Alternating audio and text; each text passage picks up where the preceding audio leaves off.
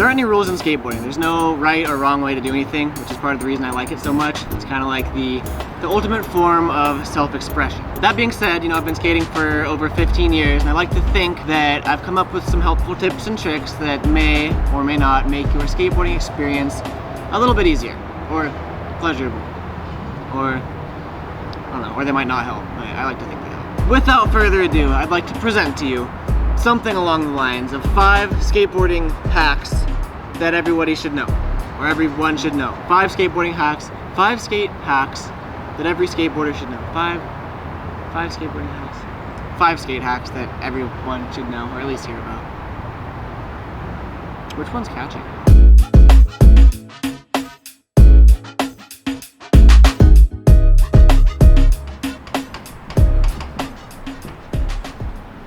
Chill, don't look. Stop. Stop.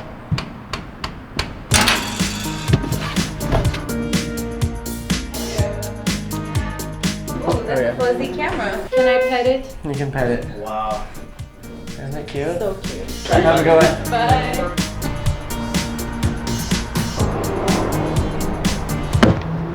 Good morning, guys. I don't know why I said it like that. That was so weird. You guys probably saw the video talking about how I don't ride for Adidas anymore, and nothing's changed. I still don't ride for any shoe company. I did mention previously that Kariyuma has been hooking it up consistently with shoes, even though I don't ride for them, which is super cool of them, so thank you, Kariyuma. I got a box from Kariyuma.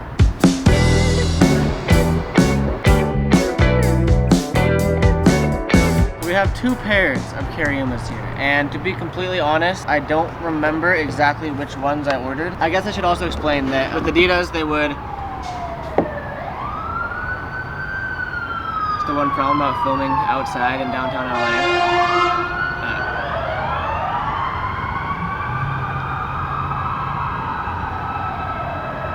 How's your day going, Gabe? Pretty good. With Adidas, I was on a quarterly box getting schedule, meaning that 4 times a year I would get a box of Adidas shoes. I didn't get to choose what they were. That was fine with me. I was really happy with all the shoes I got. I think it's really cool because Kariyuma DMs me and they're like, hey, here's a $200 gift card to the site. Pick out whatever shoes you want. So we ordered 2 pairs of shoes this time, and it's almost like it's a surprise because I forgot what I ordered. I was so satisfied. To start out, I remember now. So we got the black, oh, there's a name for them and I forget. Oh, it's right here. The Okas. I don't know what that means. So we got them in a black, which is not what I'm wearing right now. I don't really know how to do a shoe review. As you can see, these black shoes have white laces along with a white trim around the edge of the shoe and a white sole on the bottom. They have a little green tag right here in which you see the branding, which is now called Kariyuma. A slight toe cap. I know I'm not the biggest fan of toe caps, but when they're small like this, it actually adds extra protection to the shoe when it rubs against the grip tape of your skateboard, which is a huge plus. So the Okas get a 10 out of 10 on the fashion scale. Okay, so yeah, I'm pretty sure the other pair is the same thing with different color. Exact same shoe in a red.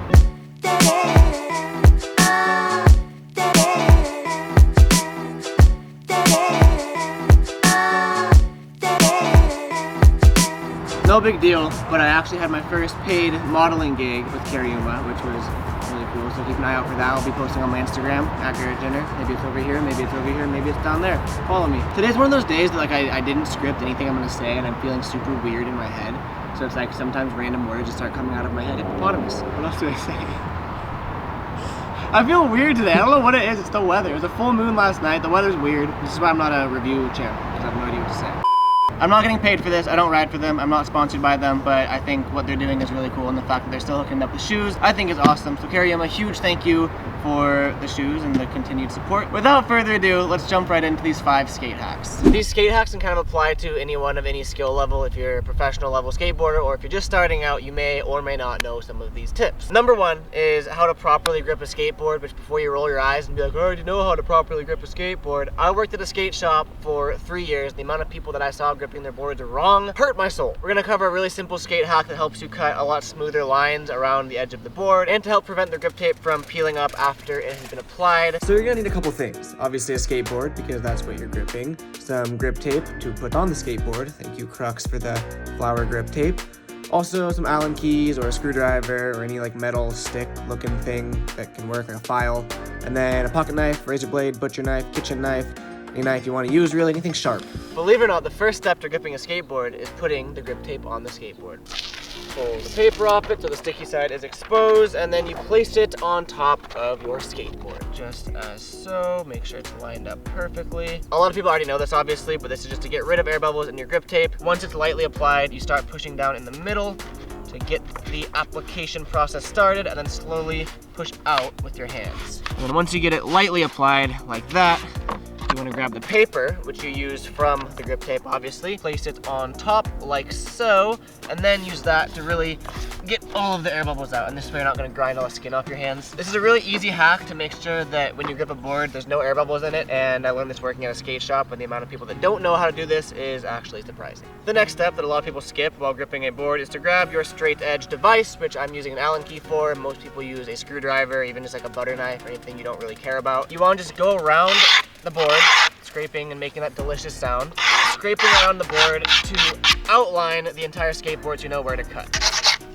Once you get the basic outline, you want to keep going over it until it's pretty dark and you can really see the outline of the board. What this is doing is not only marking where you're going to cut it, but it also ends up actually making the grip tape thinner so it rips easier. And once you're all said and done, you should have a pretty decent outline of a skateboard that's really easy to make out. It's easier to make out on black grip tape, but you still get the point of it here. First thing I do when I'm gripping a board is I cut a little slit in at one of the pockets, usually right around there, and that's just to keep it from creasing as I go around it. And I do that for every pocket just to make it the whole process a little bit smoother. Once the 4 initial incisions are in, you want to start with the razor blade in the incision and go against everything your parents taught you as a kid and slowly cut towards yourself. Don't ask me why you're supposed to cut towards yourself, but it just makes the cuts much smoother. Kind of go back and forth and up and down just to make sure you don't cut in too much, you don't cut out too much. And once you reach the other incision, you can stop and rip that piece off. That leads us into step 3 or 4 or 5.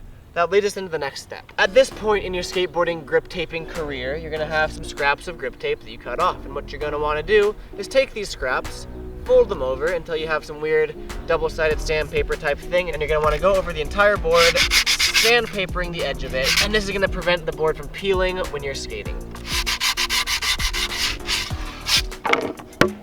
Smack that bitch, make her happy, and then now you're done gripping your skateboard. If you followed these steps correctly, you should have a perfectly gripped skateboard with no air bubbles, no tears in the grip tape, no places where like it overlaps or anything. I would say this grip job would pass an inspection at a skate shop. The entire reason I got the idea for this video was because I had like a little epiphany a couple days ago. I was at the skate park skating and someone said like, hey bro, your wheels sound kind of soft. And I was like, no, they're trick wheels. I skate these wheels all the time. The second skate hack comes from wheels and my own stupidity. In skateboarding or anything that involves wheels or bushings, there's something called durometer, which is the measurement of how hard or soft a wheel is. In skateboarding, there's like 98A, 99A, 101A, and this is all going from soft to harder scale, whereas a much softer wheel is gonna have a much lower durometer than say a 99A or a 101A, which are these two example wheels we have here. I was always told that anything over a 98A is gonna be a hard wheel, a wheel for trick street skateboarding or whatever you want to call it. I've been riding 98A wheels for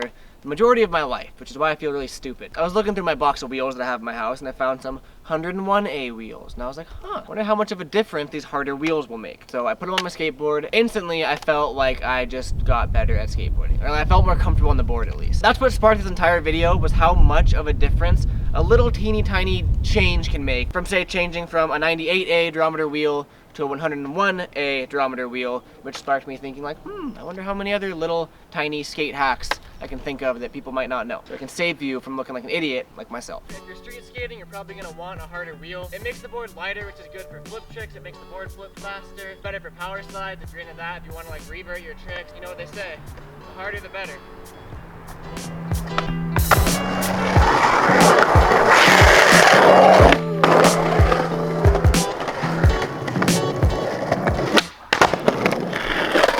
Speaking of wheels, that introduces us to our third skate hack, which is kind of the most pointless skate hack, but I thought I'd mention it. And it's facing your wheel graphics inside. This is a wheel that the graphic has not yet been faced inside, so the logo, the durometer, all that stuff is on the outside, whereas most people skate it like this, where there's nothing on the outside, it's all on the inside in there. And you may be wondering, Garrett, why do people do that? And the correct answer is, it looks cleaner to have just the plain urethane color facing outwards as opposed to that. And if you like how that looks, then don't be afraid to do it. But if you don't care, like if you're mutual on it, I think it's better to just have the urethane color out. Take skate hack number 3 with a grain of salt and kind of use your personal judgment, personal taste on that one. I'm talking about like skate hacks and how to not be a poser when I'm fucking mall grabbing my board. Listen to me, kids, I know what I'm talking about. As a skateboarder of any skill level, you've probably experienced a fall at least once in your lifetime.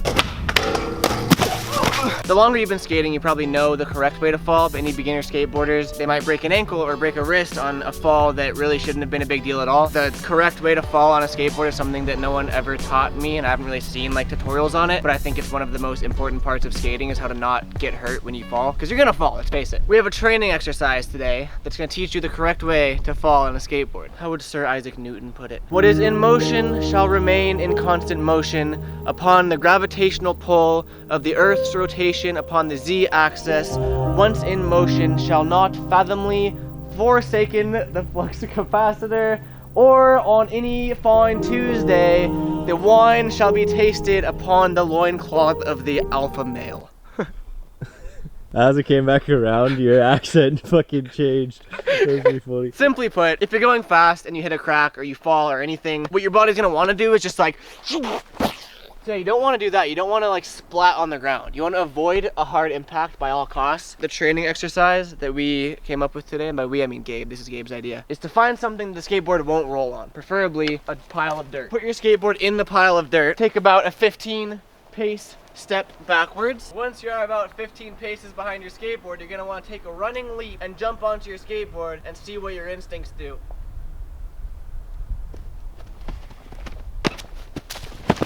My instincts were clearly to roll. I think that if I didn't skate, I wouldn't have done that roll. I think I would have just like splatted and broken a wrist or something. If you can train like the instinct part of your brain that tells you what to do in a moment of crisis, or like if you're falling 18 stairs down a handrail, it could be the difference between a major injury or just, you know, some cuts and bruises. As dumb as it sounds, practice doing like somersaults on the ground, practice running, stopping and throwing yourself forward, preferably on grass. You eventually want to train that part of your brain to find the path of least slappage. You wanna roll or slide or do anything besides smack your head on the ground or put both wrists forward. Go find a big open grassy field and just kind of throw your body around. And I'm not responsible for any injuries that this video may cause. The fifth and final skate hack that we're covering is something that pretty much anyone of any skill level can use and apply to their skateboarding career. And it's different ways to lock into 50-50 grinds. I personally have close friends that I've seen skate something gnarly, like a fucking 15-stair handrail,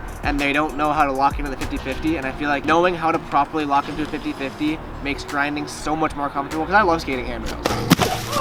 There's essentially 3 ways to lock into a 50-50 grind. There's a heel side lock-in, which is where you're grinding on your heel side and your heels are what is holding the board in place essentially. There's a toe side lock-in, which is the exact opposite of a heel side lock-in, which is where you're balancing on your toes essentially. The toe side wheels are getting pinched on the rail. And then lastly, there's a cross lock, which is a combination of the two, where either your back truck is heel side and your front truck is toe side, or vice versa, whichever you like better. You can't always control what way you're gonna lock into 50-50. You know, sometimes you get lucky and sometimes you get unlucky and you eat shit and you lock the wrong way. Rule of thumb for me is if I'm doing backside 50-50s, I always cross lock, where my back truck is a heel side lock and my front truck is a toe side lock, because I feel like I have the most balance when I'm cross lock doing backside 50-50s. Some of my friends prefer a heel side lock if they're doing backside 50-50s, so it's kind of personal preference there. Frontside 50-50s, I always do, no matter what, I do a heel side lock, because I feel like I can just lock in and hold that for as long as I need to. I hope you guys enjoyed the 5 skate hacks. Hopefully at least one of them was something new or something you haven't heard before. This is kind of my first time doing a video like this, so if you enjoyed it, give it a thumbs up, leave some feedback, some comments down below, whatever you're supposed to do in the comments section. Yeah, I feel like I haven't done an outro in a really long time. I don't quite know how to do it. You watch YouTube, Gabe. What do YouTubers say? Like, comment, subscribe, and we'll see you in the next one. Peace. Like, comment, and subscribe, and we'll see you in the next video. Peace.